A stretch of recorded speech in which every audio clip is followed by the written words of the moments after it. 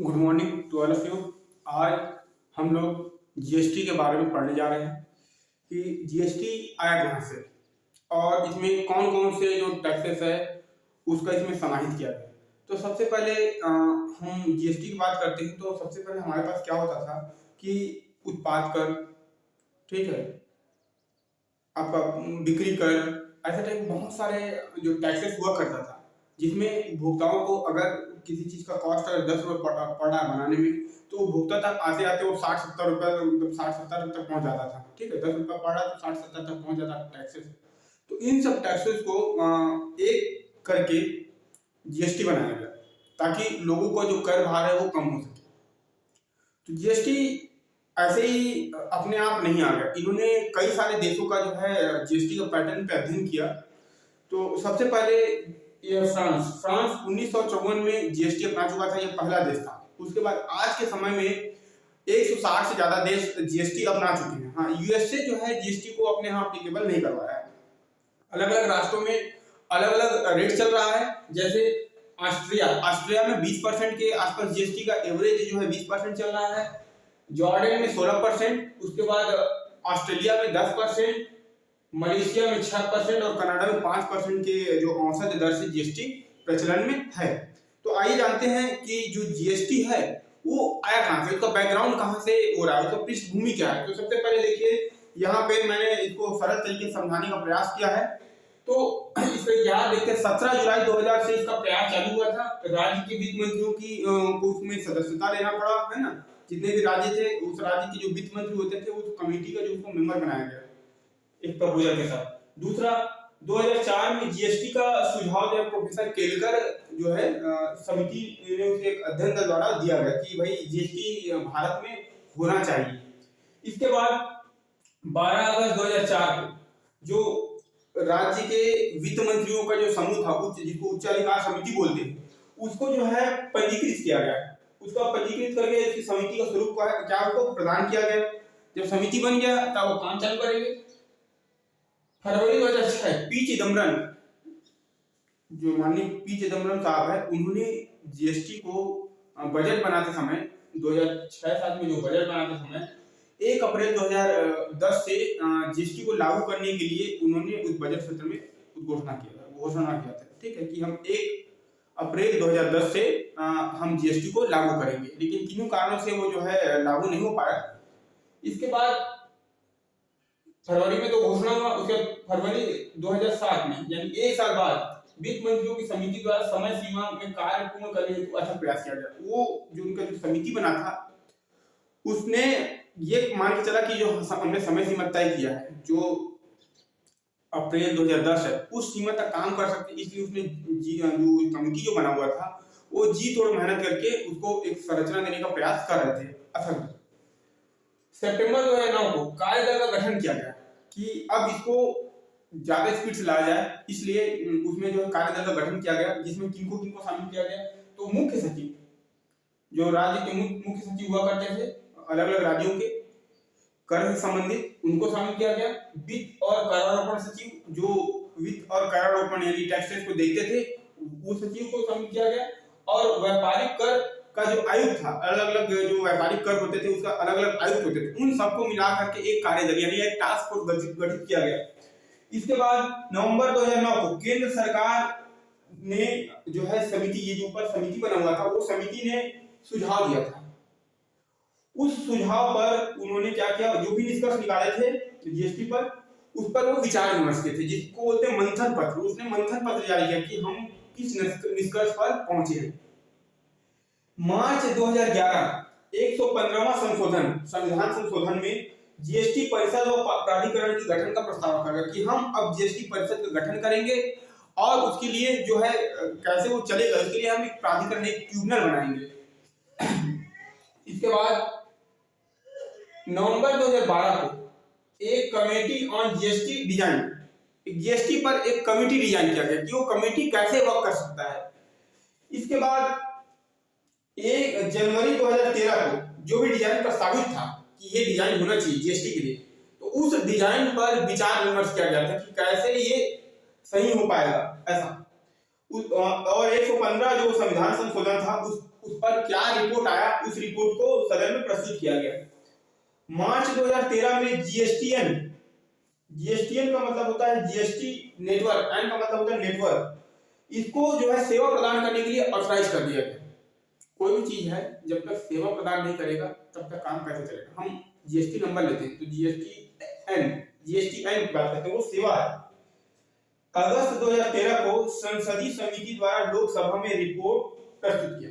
जो भी संसदीय समिति था लोकसभा का, उस जो संसदीय समिति था उसने जीएसटी पर अपना विचार विमर्श को कहाँ रखा, सदन के पटल पर।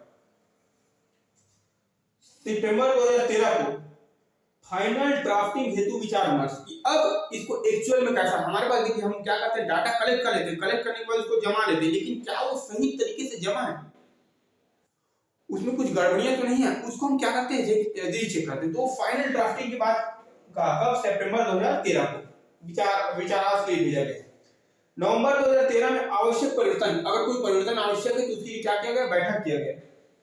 इसके बाद जून 2013 की बात करते हैं, जून 2014 की बात करते हैं। पुराना सरकार बदला और नया सरकार आया, तो नया सरकार ने उसमें तेजी से काम करने के लिए समिति को प्रोत्साहित किया। तो नई सरकार के अनुमोदन के पश्चात उच्चाधिकार समिति को भेजा गया। उसमें नई सरकार ने अनुमोदन जारी किया और जो हाई पावर कमेटी थी उसको क्या करके भेज दिए।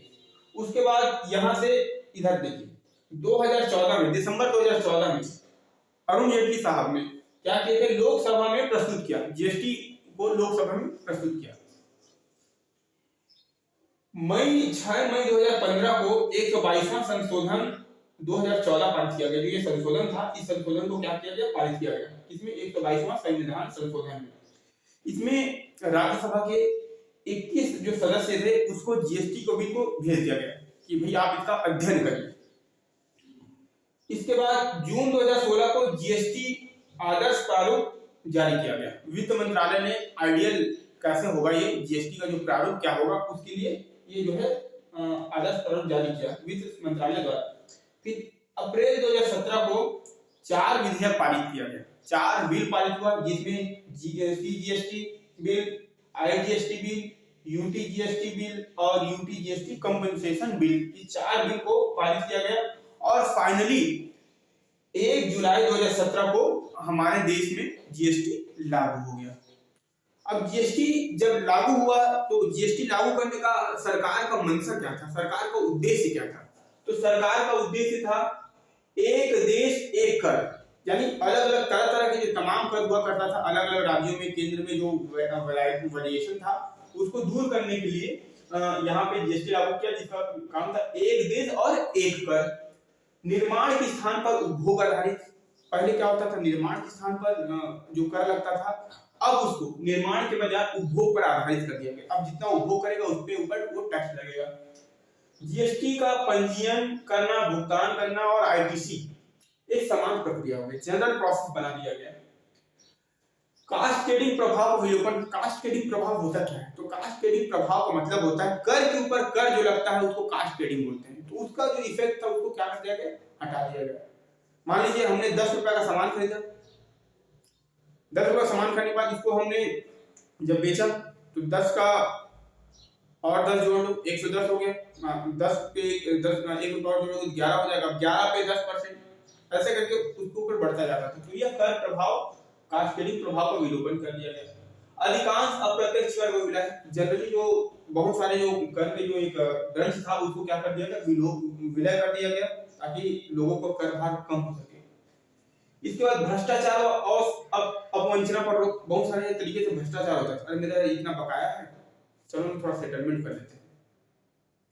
तो इससे क्या होता था, भ्रष्टाचार बढ़ता था। यहाँ पे अधिकारी और जो भी कर देने वाले व्यक्ति होते थे उनकी भी साठगांठ हुआ करता था और वो चोरी हो जाता था।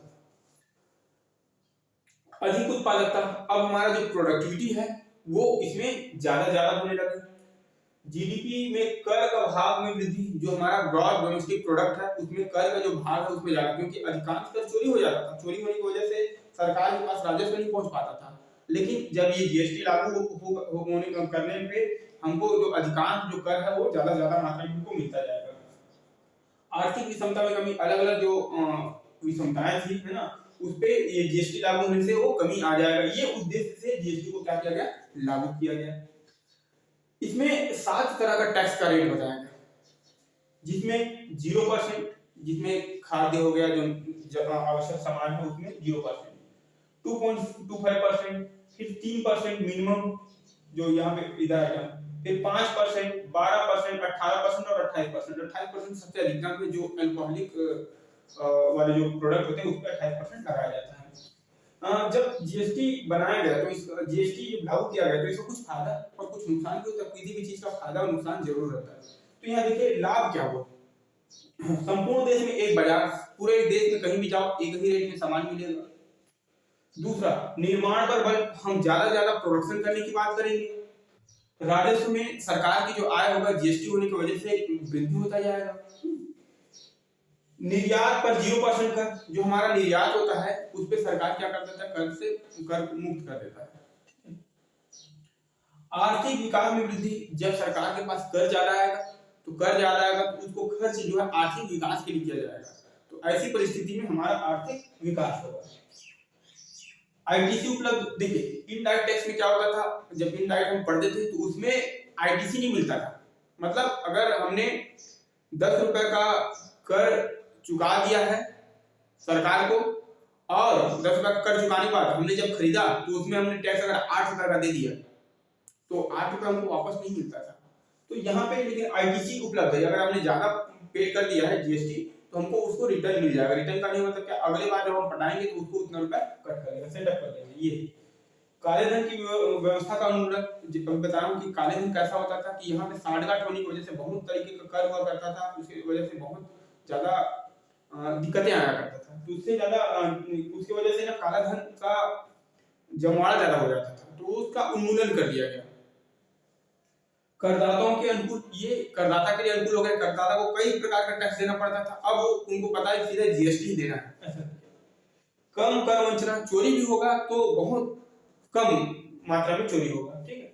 समान कर भाग, सबके ऊपर जो बर्डन होगा वो समान होगा। मान लो एक व्यापारी है, वो खरीदा 5% जीएसटी दिया, बेचेगा 5% जीएसटी कलेक्ट कर लेगा तो उसका तो पैसा वसूली हो गया। इलेक्ट्रॉनिक प्रस्तुतिकरण, मतलब अब उसको इलेक्ट्रिक माध्यम से भेजना पड़ेगा, यानी ऑनलाइन करके भेजना पड़ेगा, तो सीधे डायरेक्ट जहां पे जाना है वहां पे पहुंच जाएगा। दैनिक वस्तुओं पर लागू नहीं, दैनिक वस्तु मतलब जैसे खाद्यान्न वगैरह की बात कर रहे थे उस पे ये लागू नहीं है। और जो छोटे व्यापारी है वो 40 लाख तक का उसका टर्नओवर है तो उसको ये जीएसटी के अंदर आने की जरूरत नहीं। तो ये इसके कुछ फायदे थे। नुकसान क्या है, जहाँ फायदा होता है वहां नुकसान तो अनिवार्य रूप से होता है। तो नुकसान क्या, डिसएडवांटेज है, वर्ष के मध्य में परिवर्तन, इसमें जीएसटी की जो बैठक होता है, जीएसटी काउंसिल की बैठक होता है तो उसमें बीच में ही वो लोग चेंज कर देते हैं। सॉफ्टवेयर में परिवर्तन, ईआरपी जो चलता है वो फिर बदल जाता है, तो संशोधन होने की वजह से थोड़ा सा परेशानी होता है किसको, कस्टमरों को। एकल कर नहीं, ये अलग अलग जगहों में अलग अलग कर नहीं, अब कस्टम ड्यूटी अलग हो गया, ठीक है, एक्साइज ड्यूटी अलग हो गया, तो जीएसटी अब एकल कहाँ रह गया, वो तो अलग अलग जगहों का अलग अलग भार हो गया। विस्तृत कर दर, कर की दर जो विस्तृत है, देखो कहां से शुरू हुआ, 5 से लेकर के 12, 18 और 28 यहाँ तक, इसको विस्तृत कर दर बोलते हैं। बहुराज्यीय पंजीकरण, अगर आप एक राज्य से दूसरे एक राज्य में काम कर रहे हैं तो यहाँ पे आप पंजीकरण कराएंगे, अगर आपका दूसरे राज्य में भी खुल गया तो आपको वहां पे भी पंजीकरण कराना पड़ेगा, तो इसको बोलते हैं बहुराज्यीय पंजीकरण की जरूरत पड़ जाता है। कंप्यूटराइज, ये पूरा कंप्यूटराइज है और जिनके पास कंप्यूटर की सुविधाएं नहीं है उनके लिए दिक्कत पैदा करता है। पेशेवर की आवश्यकता, ये हर कोई जीएसटी का कैलकुलेशन नहीं कर सकता, तो इसके लिए क्या चाहिए, प्रोफेशनल पेशेवर की जरूरत पड़ता है।